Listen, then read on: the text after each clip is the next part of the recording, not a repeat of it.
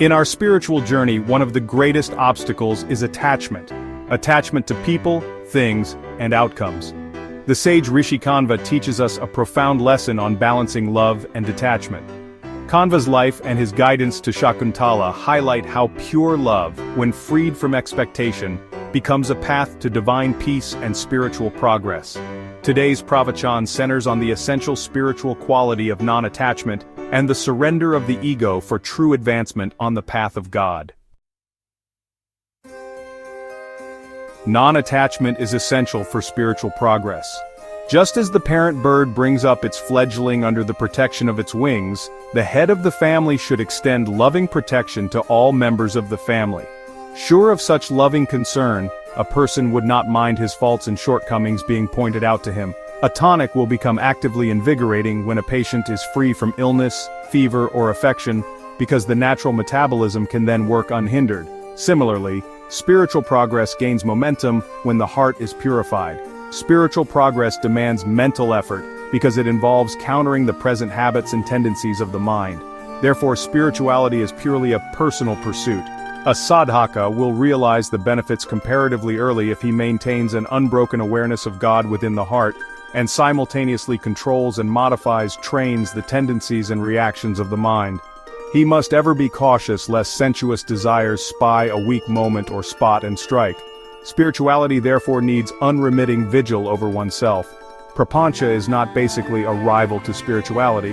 The two indeed are as related to each other as the obverse and the reverse of a coin. To conduct prapancha without attachment, and joyfully as a duty, is spirituality. What obstructs spirituality is neither material well-being, nor relatives and friends, but a sense of involvement, of passion, and of belonging. Non-attachment does not necessarily mean not having a particular thing, but freedom from mental involvement or sense of belonging.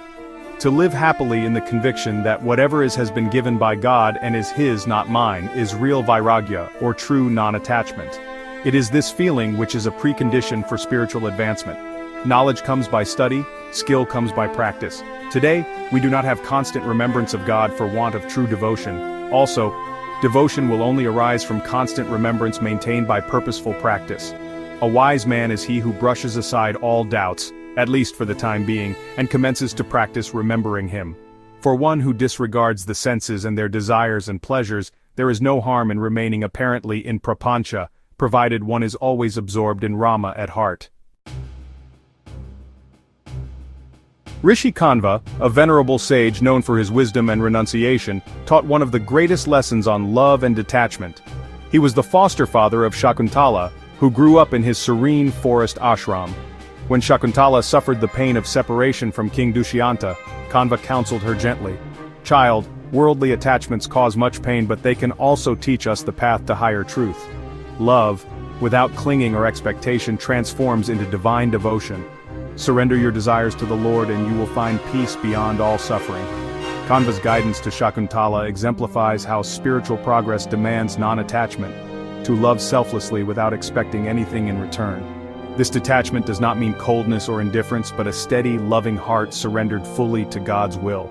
Kanva's ashram symbolizes a sanctuary where worldly distractions fade, and the aspirant learns to balance duty and renunciation. His life reminds us that true spirituality is not the denial of love, but its purification, allowing us to love all beings with compassion while remaining rooted in the divine.